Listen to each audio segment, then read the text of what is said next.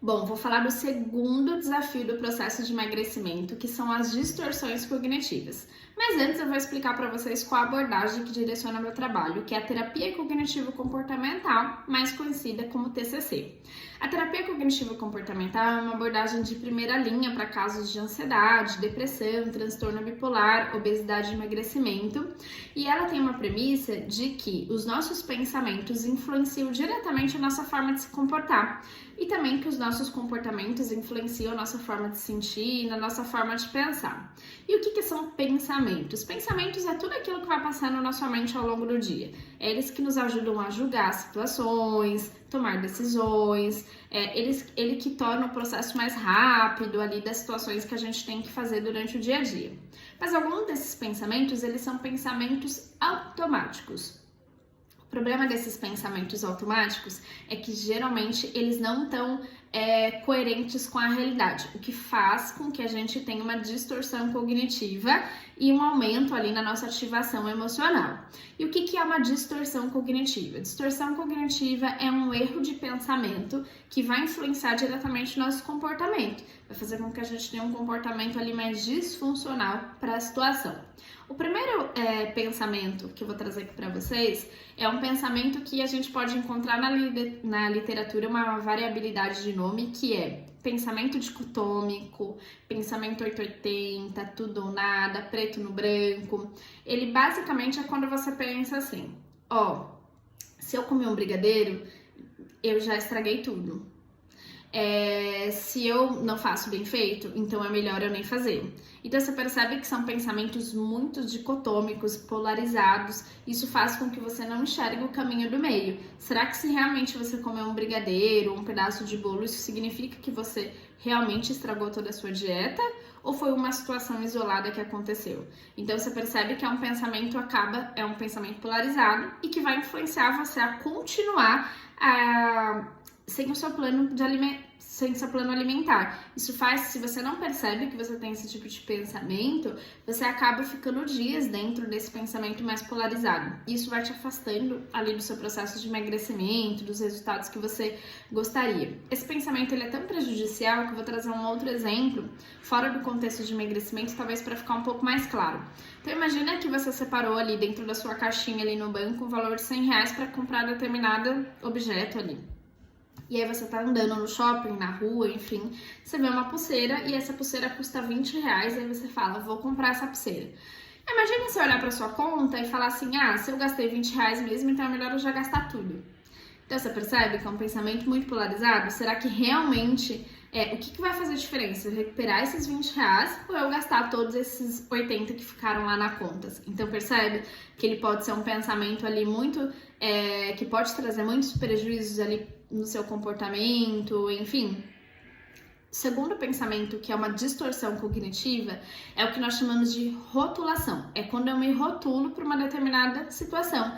Então, eu sou fraca, eu sou descontrolada, então eu sou descontrolada mesmo, por isso que eu acabo comendo. Então, você percebe que se eu tenho um pensamento sobre mim, que eu sou descontrolada, que eu sou fraca, que eu sou incompetente, que eu não consigo, eu acabo me rotulando e eu acabo tendo comportamentos coerentes com essa rotulação que eu tenho sobre mim. E o que acaba sendo prejudicial ali para os meus objetivos de vida. Uma outra forma de pensar que também é distorcida é o pensamento de minimização e maximização. Todos nós temos uma tendência natural de minimizar os nossos acertos, as coisas positivas que vivenciamos e de maximizar os nossos erros. Só que dentro de um processo de emagrecimento isso é tão prejudicial porque imagina assim que você fez um trabalho e aí você entregou um trabalho, fez uma entrega ali dentro do seu trabalho e sua gestão falou que aquele trabalho tá muito bom, tá muito positivo e precisa fazer algumas alterações. Só que você pega tudo que essa pessoa falou de bom do seu trabalho, você acaba excluindo, você maximiza tudo o que foi negativo. Então, ela não gostou do meu trabalho estava muito ruim, tá tudo errado, eu não faço nada direito. Então, você percebe que você acabou minimizando tudo o que foi positivo e maximizou as coisas ali que não foram tão boas ali. Então, isso acabou influenciando tanto no seu humor, quanto a sua forma de ver você acabou se rotulando. Isso acontece muito quando eu vou atender um paciente, eu pergunto pra ele, como é que foi sua semana? Ah, minha semana foi péssima. Por que foi péssima? Ah, porque na sexta-feira eu saí da dieta, eu saí do meu plano alimentar, mas os demais dias? Os demais dias eu segui o plano. Então você percebe que a gente tá falando de 6 dias contra um dia. Então há um dia em que as coisas não saíram como eu gostaria, ou talvez eu estava num evento, então você percebe que acaba saindo um pensamento distorcido e que te afeta emocionalmente, porque isso a pessoa ela leva ali para a semana inteira dela, como uma falha, como um erro, que as coisas não estão dando certos. E aí como que a gente faz para lidar com esse tipo de distorção cognitiva? A gente precisa tornar isso mais consciente. Como que a gente faz isso? A gente precisa começar a identificar essas distorções que existem. O primeiro ponto é que, se você, em algum momento da sua semana, saiu do seu plano alimentar, vão ter distorções cognitivas. Por quê? É o momento em que você vai ficar mais vulnerável. Então, geralmente é o momento que você acaba pensando assim, olha, eu não deveria ter comido isso, eu deveria ter seguido meu plano. Então, aí que é o momento da gente começar a racionalizar a situação. Como que a gente vai fazer para racionalizar? Tá, se eu comi um brigadeiro, é melhor eu voltar para o meu plano alimentar ou eu continuar comendo fora do meu plano alimentar?